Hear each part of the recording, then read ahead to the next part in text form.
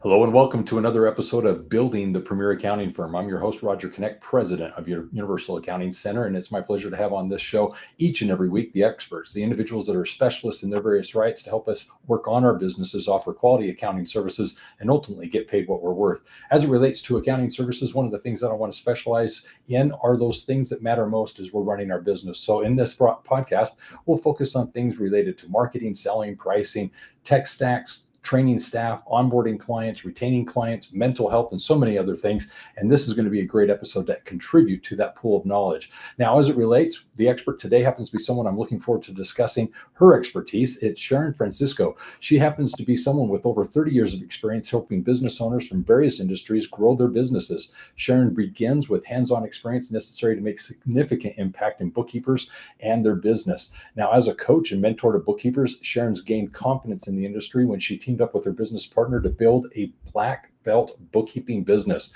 which they grew from one bookkeeper, that is, to 12. Now, Sharon and her partner developed a formula that worked to achieve these results, and now have developed a program called the Entrepreneurial Bookkeeper, where bookkeepers can duplicate this formula and grow their business to maximize their success. So, Sharon, welcome to the show.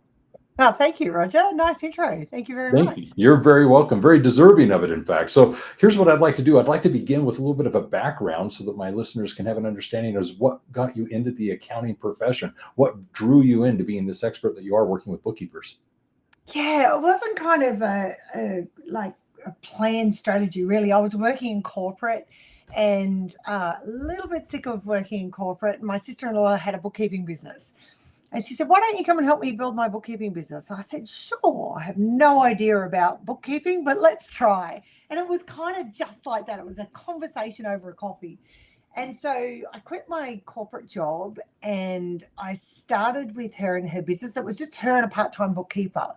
And this is something I didn't share very readily and easily for many years until I realized that I needed to share it. So I'm going to share it in this podcast. I'm careful to not overshare some private things about my life. But what I noticed is when I started sharing this bit of information, when I was one-on-one with people, they'd go, your story's my story, Sharon. Wow. So I think it's kind of important to share that 1 week after I started, it was like a big step for me to leave the corporate world. I had a really good job. 1 week after I started in that business with my sister-in-law, my 26-year marriage broke down. And it was a very amicable separation. It was, fine. Everything was fine. But for some reason, Roger, I went into the fetal position. It really, really rocked me.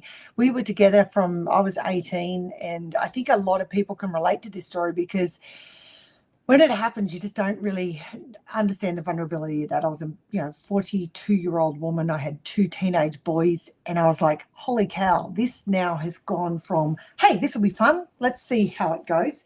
Never built a bookkeeping business before, but I'll give it a red hot go, to I'm a single mum now. I need to make this work. And what I did a lot with my corporate job was travel nationally and internationally.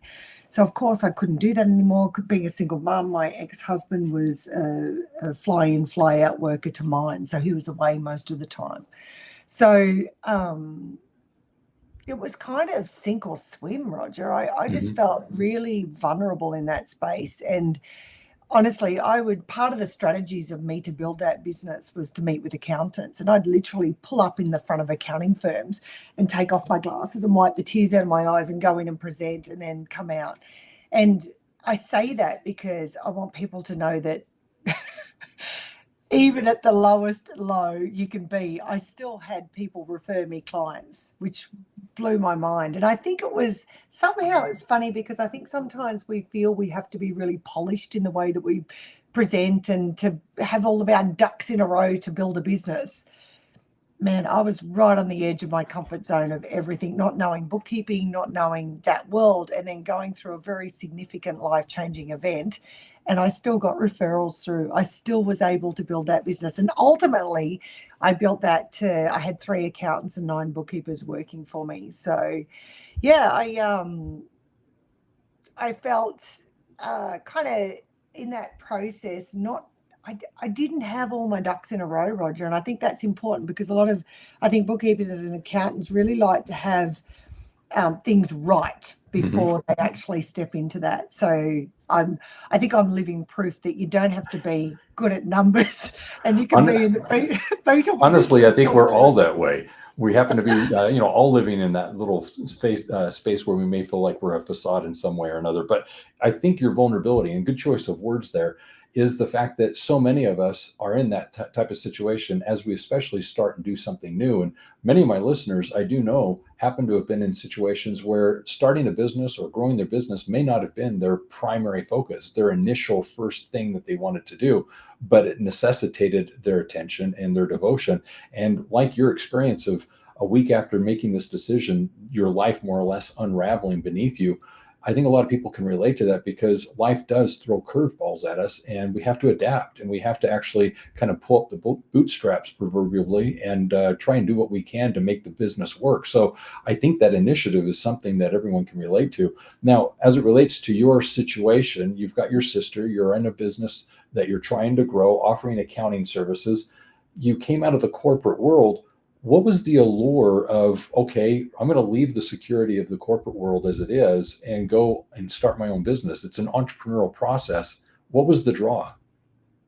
Well, we'd been in business together previously. So I grew up in a sheep and cattle station in the middle of nowhere in Australia without electricity or hot running water. So we had a business in the little town next to that property, and we loved it. It was really nice. It's lovely to connect with people. And, owning your own business is such a satisfying thing. The amount of work that you put in is what you generally get as results, especially if you're doing it in the right way. Sometimes it's a bit tricky when we can sort of work too hard and go too deep into it. But we'd been in business before, and we were successful in that business. So we thought, let's see if we can come together and grow a business. But, it was interesting, because what added to the craziness of that first 18 months is that my brother got a job in West Africa, in Senegal. In that time, he was managing mines, and packed up the whole family, including my sister-in-law, who was the bookkeeper, and moved to West Africa.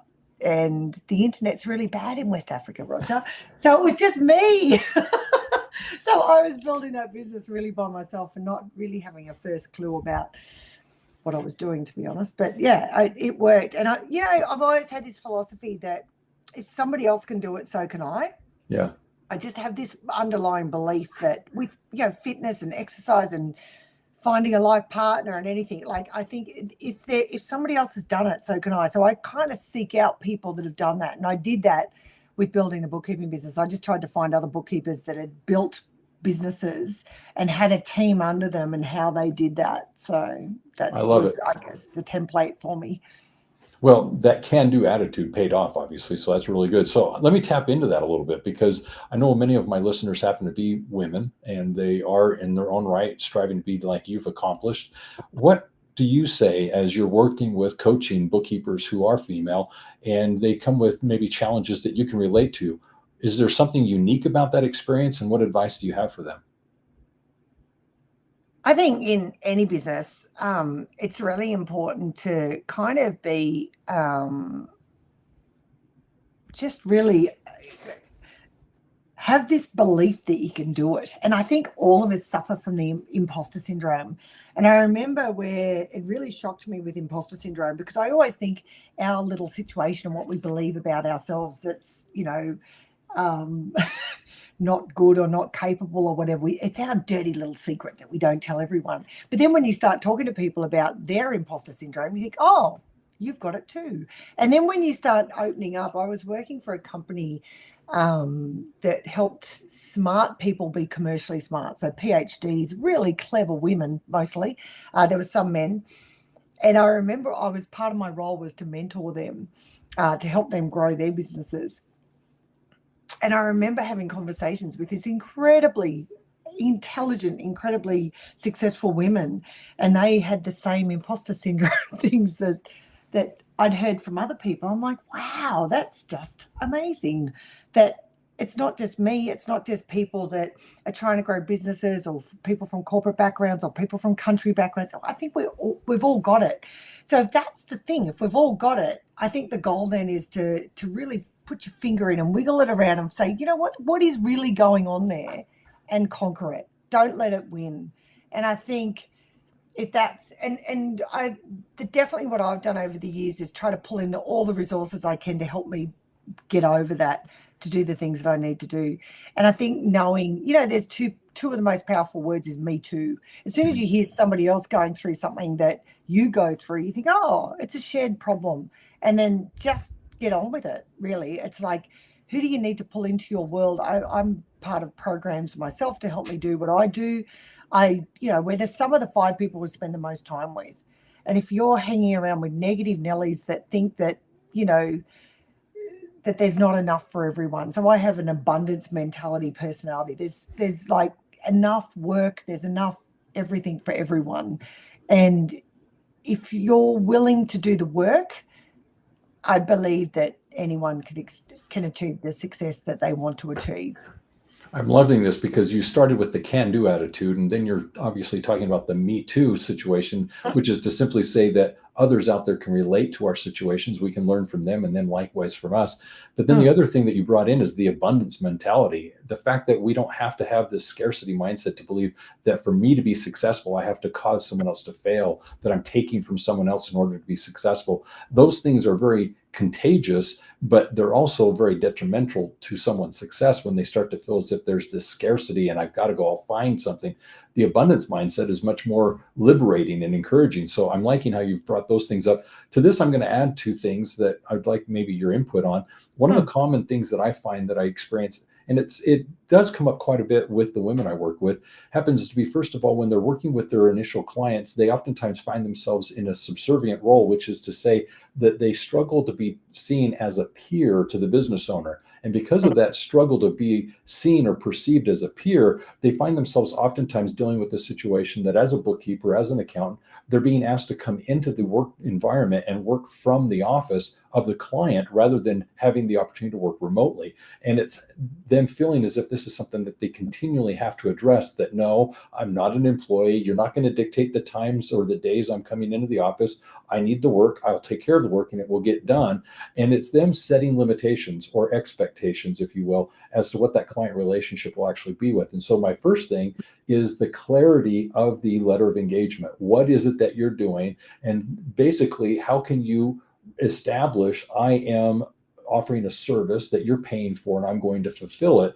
And in that relationship, I'm not subservient to you in the sense that I'm an employee or anything. I'm a peer to you and you're paying me for this expertise that I bring to the table. So that's the first thing that I find is very liberating for the individuals I work with, simply to say that clarity in the letter of engagement is the thing that can actually dictate that relationship moving forward. Would you add anything to that? I'd love to add lots to that. I think there's this feeling that sometimes it's like, oh, there's not a lot of good clients out there, or we're in situations where we're dealing with those D-class clients and we're not happy with that. So I don't know if you know much about NLP, neuro-linguistic programming. Yes. There's a presupposition with NLP, and it goes, communication is the response you get, which means really what's happening to you. So your life, your business, your clients, whether you're working on site or off site, whether you've got A-class advocate clients, whether you've got D-class not such good clients, it's all because of us. And I think that's a big pill to swallow. But as soon as you sort of take that and embrace it, I think it's has the ability to change everything. So the way we position ourselves when we initially speak to people, and I think that I love to give the analogy when I separated with my husband in 2013, and as I said, I was quite shaken by that whole experience. But, I got over that. And about 18 months later, I thought, you know what, I'm going to go and start dating. And I thought, this is going to be fun. I'm a friendly chick. It'll be great. So I got onto an app and it was everything but fun, Roger. It was horrible. I found it, I was like a lamb to slaughter. I found it really overwhelming. And I thought, you know what? If I'm struggling and I'm a friendly, chatty chick, imagine what other people out there worrying about and struggling with that. And I know a lot of women have said to me, there's no good men out there, Sharon. It's, they're all taken, or there's no good men. And I just know that's not true. My dad was a good man. My brother's a good man. Damn, my ex-husband's a good man. Like, we just finished. We ended. It was fine. It was amicable. So I thought, you know what? This dating game is just a numbers game. I've just got to put more numbers in the top of the funnel. So like business, right? So I just thought of it through the business filter. So I thought, and then I thought, you know what? I need to find a really expensive app, because if guys are on expensive apps, they're serious. If they're on free or cheap apps, they're kind of maybe. That was my strategy. So I've got to fish in a better pond here, and I've got to do it strategically with more dates. So I Googled the most expensive dating app, and I found it and I registered for it. And lo and behold, I started, I thought, you know what, 5 dates a weekend. So I'll meet with 5 guys every weekend and have a coffee with them. Because I thought, I've just got to put more numbers in the top of my funnel to see what comes out the bottom. And it's really ironic, I was on those free dating. Oh, and I deleted Australian men. I didn't want to date Australian men. I wanted European men. So I made that part of the filter as well. So I got really specific on my niche, on who I wanted to target. Yeah. And then I wrote a list of all the things that I was looking for in a man. And it's really funny because I reached out to a guy a couple of times, a French guy a couple of times on the free apps, and it was crickets. Nothing came back. I'm like, okay. And then when I went on the expensive app, he was there again. And I thought, you know what? I'm going to give him one last go. And I reached out and he came straight back. And as it turns out, when we met face to face, I said, why didn't you respond to me on the free app? And he said, Sharon, I was overwhelmed with people connecting with me. I didn't even see you there. And he had the same strategy to move over to the more expensive app. Long story short, we're getting married in France in September this year. That was 10 years ago. So I think when you think about, I use that analogy because I think business is exactly the same way. Like, you can be fishing for a whole bunch of different clients, and we get D class, we get some A class, and we get some D class, but it's a bit of a spread because we're not really specific about what we need. And we may be fishing in the wrong ponds. So getting really specific about where you're going to attract your clients from. So when I built the bookkeeping business, I kind of did something very similar. I had this throwing mud analogy to see what sticks. And then I thought, you know what, Sharon, you need to be more strategic about this. So I started looking at companies that were one to many, so that they had the ability to send me more clients. So I developed this strategic alliance. It took me about 8 months to do that.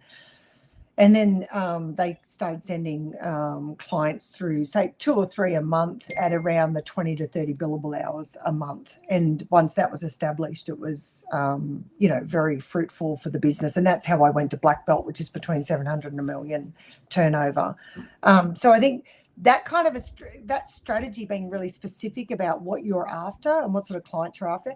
And a lovely part of this story too is when we were talking to each other, when I met Pierre, and he said, so tell me about your family. And I told him about my family. And I said, my brother and sister-in-law are in Senegal, in West Africa. And he said, oh, really? And he was living in Australia at the time. And he said, my sister's in Senegal. Oh, my heavens. And we were on the phone. It was our first conversation on the phone. And I thought, you know what? He's full of shit. That's not true. And I said, so tell me about that. Where is she? And it turns out it was true. And she was teaching my brother's children in the international school in Senegal. Is that amazing? It's a small world, right? Yeah, small world. But your illustration, I think, is very timely, because just as you were looking for that companionship, I think the same thing is true for the clients. And your analogy of becoming very intentional about your marketing is so true, because at the end, a business client is the same as a relationship with someone else, because it could have as long as say a 10, 20-year relationship. The average lifetime expectancy of a bookkeeping client happens to be 7+ years. And so if you're looking at it from the standpoint of, I'm going to go find a quality relationship and I'm going to put some revenue and time into finding the ideal client, you're going to be a lot more intentional about what you're doing as efforts to find that client. And to your point, from a marketing point of view, you've got to find that right pond to fish in. So you're not wanting to necessarily go to the least expensive marketing strategies you can find. It's perhaps niching, as you've mentioned, in certain associations, organizations, spending the time and the money to join in, participate. There's costs there, and it's worth it because your cost per acquisition for your clients should be justifiable by the lifetime value of the client. And so that's the same type of relationship you're trying to foster with somebody that's important, like a companion in your life. So perfect analogy. I thought it was very, very relative, that you want to move away from the free things and get into something that actually has some cost and skin in the game, because then you're going to find quality individuals, quality clients. So this is perfect.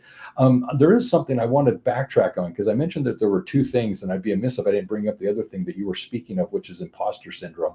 I don't want to fixate on this because it is kind of what backwards in our conversation, but I think a lot of people bring this up as something that they struggle with as they're going out there to meet with business owners. Do I really have the means and the ability to service them and take care of them? And the thing I wanted to add to everything that you shared earlier happens to be the fact that you are enough. You have that skill and that ability to confidently hold your head up and service their needs as it relates to the services you're choosing to provide and offer. But what I wanted to do is use that as a transition to go into the idea of empowerment. I know you're big on the idea of empowerment, finding that self-confidence that we need to be successful business owners. What can you share about that? I think this is one of the big, and it's for me, one of the biggest hurdles that I've had to get over coming, as I mentioned before, coming from the country, and then moving to the city, and then obviously putting myself out there in a corporate environment and then growing a business. And I think, again, I think it's, everyone thinks that it's their own little unique secret, and that it's something that, unless I think you're willing to face it head on, it can be something that debilitates the growth of your business or the growth of you as a person. So I think it's really important to stare it down and see it for what it is. One of my favorite sayings is, it's what we say to ourselves about ourselves when we're by ourselves. And I think unless we're saying really encouraging and positive things about ourselves, because I think it can be a bit of a habit to kind of run this little program of negativity, and that we could have said that different, or we could have done this different, or whatever program we run. I mean, I do a lot of the work that I love Dr. Joe Dispenza. I don't know if you know much about Dr. Joe Dispenza, and he talks about our neural pathways and how they're kind of really, the reason why that negative thing that we think of and we play it over and over is like, the country girl keeps coming out of me, but when sheep or cattle walk to a watering place and there's like a path, do you know what I mean? Yes. So our neural pathways are exactly like that. And the reason sheep and cattle follow those is because it's a predictable path to water or food or whatever. So I think the same thing can be said for this neural pathway that we play in our head. And that can either be a positive or a negative thing that we're playing over and over. And because it's such a well-worn path, the darn thing is really hard to change, because it's what we're used to. It's habitual that we go over and over. And I think somehow if we think about all the negative things, that kind of helps us stave it off or something. Or if it comes up, at least we've thought about it a million times, so we know what to do with it. But in the process of doing that, we're kind of sabotaging our own success and abilities. I remember I did a program in 2017 called Women with Influence. It was a 12-month program with this amazing woman called Jane Anderson, and she was a personal branding expert. I remember she had all these very incredible women in the group, and I felt so out of place. I was like, you know what? I am not meant to be here, but I was. And it was the best thing that ever happened to me, because she was talking about personal brand, and that basically now, especially now when we've got, the ability to reach people globally, and whoever you are, you're going to be somebody's cup of tea, and you're not going to be other people's cup of tea. And I remember she said to me, because I've spent my whole life, Roger, with people saying, "Shh, Sharon, you're too loud. You're too much." And so I've spent most of my life, especially in corporate, pushing down my energy. And for the first time, I had her say to me, "You can get you get to be you, Sharon. And I'm like, oh no, you have no idea. I'm not going to be me because I just scare people away. And she said, no, you get to be you. And I was like, it was such an amazing revelation for me to be able to be me.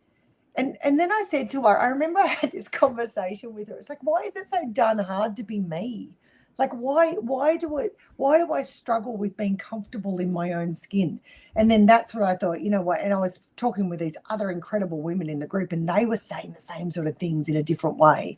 I'm like, you know what? This seems to be something that specifically women seem to struggle with. It's like, you know what? Just learn and practice to be ourselves is really important. And that's where I've just gone on this whole journey since 2017, really, to number one, help myself be authentically me and get that out to the world. And obviously they say that the key to happiness is helping other people. And definitely for me, my program and what I do to help women in finance, and that's my goal, to help as many women in finance be financially independent.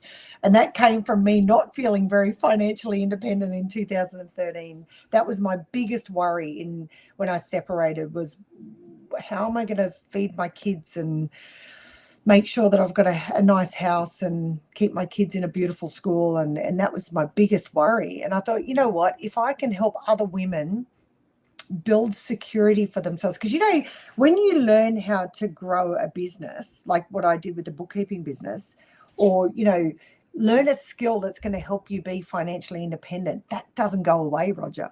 No one can take away what you've got in your head. So if you can really instill positivity, abundance mentality, and learn some strategies about how to grow wealth, and I think bookkeeping businesses and accounting businesses are the best vehicle to build wealth. Because yes, you have to be a good technician to begin with to start a business like that. But if you learn the skill of leadership, you can start bringing on other bookkeepers working for you like I did. So I'm not a bookkeeper or an accountant, but I learnt the skill of leadership to bring on bookkeepers to do the work to grow the business. And I reckon the key for bookkeepers and accountants is then they're good at what they do with the bookkeeping and accounting, but then the skill to learn on top of that is obviously sales and marketing and leadership. Yeah, you know, you've addressed quite a few good things in here. So let me unpack a few of them. One, with regards to empowerment, I have to agree with you. A lot of times what we do is we cause our own self-doubt. We are the most critical person. We may be the most critical person we're interacting with as we go to sleep at night, and we just cause all this reflection on what we could have done differently or better. And that's sad, because at the end of the day, if we're being that critical of ourselves, it really sabotages our self-conscious, our confidence. There's a lot of things that actually come from it that's very negative. So what I want to do is talk about that empowerment for a moment, to simply say, if we can change the wiring in our minds to be more gratitude oriented, to where we can be grateful for the things around us and acknowledge the things that are going on in our lives that are that we're blessed by, it does enable us to actually rewire the mind so that we can see opportunities. They stand out a lot more, and we're able to embrace them a lot more easily. So these are some of the things that I think are very important about empowerment. The other thing I'd like to bring up as it relates to what you were just describing is, you don't have to be a bookkeeper to grow a business, because you have to be a good leader, just like you were describing. And what I mean by that is, I have a number of clients that aren't accounting professionals yet run successful accounting businesses. And then in addition to that, I have bookkeepers that are very good at offering bookkeeping services that choose to then add tax services. Well, it wasn't necessitating them learning tax services. It was hiring a tax expert. And conversely, it's the same. I've got individuals that run very successful tax businesses, and it doesn't require them to go now and do the bookkeeping. They hire somebody to do the bookkeeping for their clients. They hire the accountant. It's basically treating it as a business and recognizing that it's not all about you. So great talking points. I like what you're sharing there. So one of the things that came from this is my reflection on how you try to emphasize how we should put ourselves first.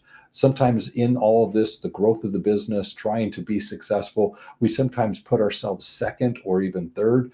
How is it that you emphasize putting yourself first? I think this is a big sort of issue in our industry as well, because a lot of bookkeepers in Australia, especially, I'm not sure globally, but bookkeepers can tend to start off as like the part-time complement to the household budget. Very common, very common, yes. Yeah, so it's it starts off like, you can drop the kids off at school and you can come home and do some work or go into the office and then pick them up, and you've got the flexibility of going to assemblies and all of that kind of stuff. And I think what happens is bookkeepers can tend to just like stay in that sort of way, and because it's generally a referral based business, they keep getting referrals. And a lot of the things that I've noticed within our industry is the bookkeepers have a tricky time to say no. So if an accountant's kind enough to refer work through, bookkeepers all tend to just accept it and accept it and accept it and accept it until then sometimes the work will go into the evenings, and then quite often then into the weekends. And what we notice here is I'm working with a client at the moment. She hasn't had a holiday for 22 years, Roger, because the thing, and this is why I love working with bookkeepers, is because they're such nice people. They will put themselves out, as you said, second, third, fourth, they will put themselves out to help their clients, to do the right thing as mums and parents, as partners and wives. So they'll do everything for everyone else, despite of how they feel. And I think one of the reasons for that is obviously the feeling of not wanting a confrontational conversation, of saying no to the referrals essentially. But then also, I think all of us get a lot of our own self-worth through our work. And I think bookkeepers have an amazing relationship with their clients generally. So their clients give them a lot of feedback that they couldn't do this without them. And they really do go. So bookkeepers get that feeling of like, wow, I've really got to be there for my client. And they get that feedback that they're very important in their clients' lives, which is true. But that's kind of a tricky situation to get in, because then you're doing more and more and more. And then you go 22 years without a holiday. And that's not unusual. I've heard that time and time again. And even when bookkeepers are going on holidays, they're taking their laptops. So one of the things that I talk about is going on holidays without laptops. And we help set up their businesses so that they can go away without, without taking a laptop and having a proper holiday. And that's like a very big emotional or psychological shift that people have to make to set their business up in such a way. I'm loving how you brought up the personal time in this, and I'm going to hit on a few things here that I believe a lot of my listeners can relate to. Yes, you're right. Many of the people that in the bookkeeping world start their businesses as a supplemental income. They're doing it on weeknights, weekends, as you were describing. And one of the challenges that comes from that is oftentimes their first clients tend to be friends and family. It's the neighbor around the corner who kind of reach out saying, can you help me? And so in this mindset of helping rather than I'm running a business, you start to take on these clients. And the first thing that I think a lot of them soon realize is it takes more time than they initially thought. And so what you thought was going to be a few hours a week or a month, all of a sudden turns into many more, and then you're overwhelmed. And the reason why is because you've overextended yourself, you've overcommitted yourself. And whether it's a supplemental position in the sense that you're doing it in complement to your, let's say, your day life, running the family, or your day job, doing something else, it is that point where you're now working late into the nights, you're working the weekends, you're skipping on holidays, you're not going to the assemblies, as you mentioned. And these sacrifices mean that you're putting the business first, your clients first, your spouse maybe second, your children second, you third. All of a sudden you start to fall in the priorities, and 22 years go by and you haven't done anything for yourself. You've given up on hobbies, you're not exercising, you're perhaps self-medicating in one way or another, overindulging with food. It's just a vicious cycle. And what we need to do is, first and foremost, is recognize that this is normal and natural, but it's easily something that you can take control over again. And really not just take control of your life, but of your business, and not be consumed by working only in it, but now starting to work on it and ask yourself, what did I ultimately want out of this? Initially, it might have been favors, it might have been a hobby, but you're clearly running a business now. What would you like this to be a year from now? And now working towards that perfect vision. Not that you'll ultimately always obtain it, but you're at least moving closer towards it year after year after year. But the second thing I want to point out is that personal time, as you mentioned. We all need it. And one of the things that I can highly recommend is, like you were describing, is stepping away from the work, leaving your laptop behind, just being in the present and not being consumed by other distractions. So wonderful insights. These are just beautiful. So I'm going to ask ask, what are you grateful for? Oh gosh, I'm grateful for so many things. And I don't know. And I just wanted to add to that too, bookkeepers are doing all of this stuff for everyone else and sacrificing their own, health a lot of the times because they're working so hard and not making the time to go and exercise and nourish their bodies with, the correct food. And sadly, 50% of the time, it ends in divorce. Like, I know a lot of bookkeepers, their partners are like, come and spend some time with me. And because they're so busy doing the bookkeeping, they're not spending time with their partners. And, it's so sad that they can give for all those years. And then when relationships break down, you go, well, what's this all about? And I think what's helped me become grateful, Roger, is and it sounds a little bit cliche, but through the pain that I went through, I was able to turn that, and I did not know that at the time. I was just in pain when I went through my separation. I've turned that pain into be able to help bookkeepers hopefully either set themselves up that if something does happen with their health or relationships or whatever, they've got the ability to stand on their own 2 feet and not feel like a slave to their business. Or if they have gone through a tricky time with, health or relationships, how to establish that then for themselves. And I know this, it may or may not resonate, but you want to make decisions for life partners based on the relationship, not what's financially going to be a wise decision. And I know that sounds maybe a little bit controversial, but when you're not financial as a woman, the first thing you think of is like, well, how can I make this work for myself, being a middle-aged woman and going into, my older years where you don't feel as attractive as you did in your 20s and things like that. So there's all these things that swim around. And wouldn't it be great to have a business where you're standing on your own 2 feet, you've got a team of people, you're making great money, and then you go out looking for a partner and you do it for all the right reasons rather than that undercurrent thing of feeling like, man, I want to make sure that I've got myself financially set up here. And it's just the most vulnerable feeling. It's horrible. But when you're feeling empowered and you've set your business up in a way that, funds your lifestyle and you make choices based on just love by itself, it's kind of pretty powerful. I appreciate you bringing that up because that's something that a lot of people do experience. Once they find themselves in a certain sense of security, they make different decisions. You're not in that scarcity mindset that we were talking about earlier. So there's a time and season for all things is how I would like to point it out. So yes, I'm going to wrap this up. We're come to the end here. So here's what I'm going to do. I'm just going to point out a few quick highlights from the conversation that we've had. But before I do and move on, I'd like to point out for our listeners that in the episode description, I've got information regarding basically Sharon and her website. And if you'd like to find out more about her and what she does to actually service the bookkeeping community and work with individuals, especially women, to work on building their businesses, I'd encourage you to check it out and see what more she can perhaps answer or offer you as it's related to your business. In addition to that, one of the things that I want to have you do is in the episode description, find out more about the book called Your Strategic Accountant. This is an ebook that you want to actually get as it relates to your business. It's essentially addressing those things that you should be providing as services to your clients to in fact become for them their strategic accountant and that individual that they can rely upon as it relates to basically you're offering quality services. In addition to that, I want to encourage you to get the skills you need to offer these services as becoming a professional bookkeeper or a professional tax preparer as it relates to bookkeeping, accounting, and tax services. So go to the episode description and find out more about those things.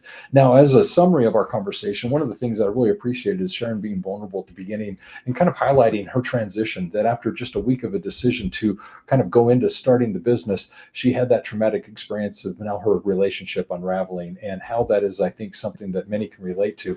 It's just that unknowing of when we start our businesses, what those challenges we may face either personally or professionally along the way. And there's always those surprises. Life brings them, but it's having the fortitude to work through them and basically pull ourselves up and go into those conversations with potential clients and acquire the growth that we need as we're building our firms.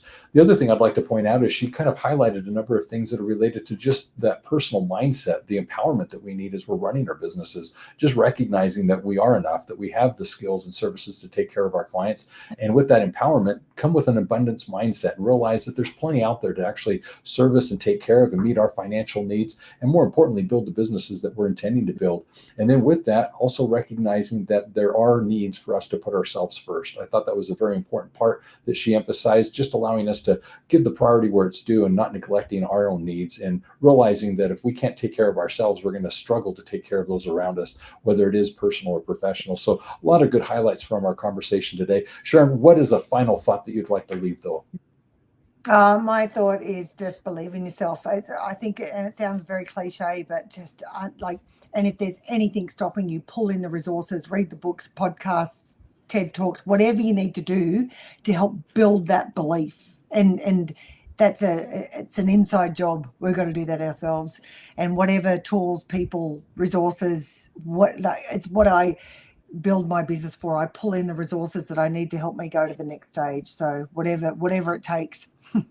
That is beautiful. No, we all have to invest in ourselves, time and energy to listen to the podcast, which I hope everyone does here, read the books, associate with those people that are also empowering us to become better. So lots of good things that we can do that basically is a self-help focus. So that's very important. All right. So for my listeners, if you haven't already, I'd like to invite you to subscribe to the podcast. Obviously, this is a podcast that you need to hear as you're working on your business. Each and every week, we release episodes that are designed to actually give you those talking points, those things that you need to emphasize as you're working to grow your business, offer quality accounting services, and in fact, do so efficiently and profitably. So check out the podcast highlights, as we've got basically playlists of past episodes where we have basically topical discussions that you can actually binge listen.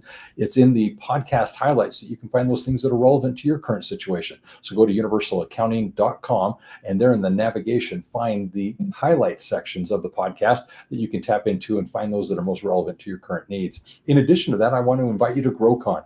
GrowCon is an annual conference. It's one for business owners of accounting, bookkeeping, and tax businesses. It's meant for you to actually come and join us each and every year to hear from the stage those experts as to what it is we should be doing in our business to work on our companies. In addition to this, you can also meet with your peers, those individuals that are likewise growing their businesses, working to build and offer quality accounting services. And with that, collaborate with them. Find those friendships, those connections and relationships you can use personally and professionally. And then likewise, you can also meet with the staff here at Universal Accounting. It's those individuals that are committed to helping you be in business for yourself, but not by yourself with Universal Accounting. So with all that being said, register now and join us for GrowCon, and we look forward to seeing you at that conference. Lastly, I want to point out that if you'd like more information regarding these principles and other subjects that we're discussing each and every week, feel free to give us a phone call. You can reach us at 801-265-3777 or visit us at universalaccountingschool.com. And always remember this, if it's about accounting, it is Universal. Take care and be safe. Have a great day out there. Awesome. Sharon, that was awesome. Yeah, that's great. Awesome. All right. That's fun. Yeah. So here's what I'm going to have you do. Go to the chat that we have and look at that text that I provided earlier. And I'm going to have you record that promo piece. All right. This is Sharon Francisco. It's an absolute pleasure to record with Roger an episode of Building the Premier Accounting Firm. We discussed all things women empowerment, getting over ourselves, recognizing that imposter syndrome is just a thing that we need to work on to push through. And great conversation, Roger. I had such a great time. I invite you to listen and join us on the episode.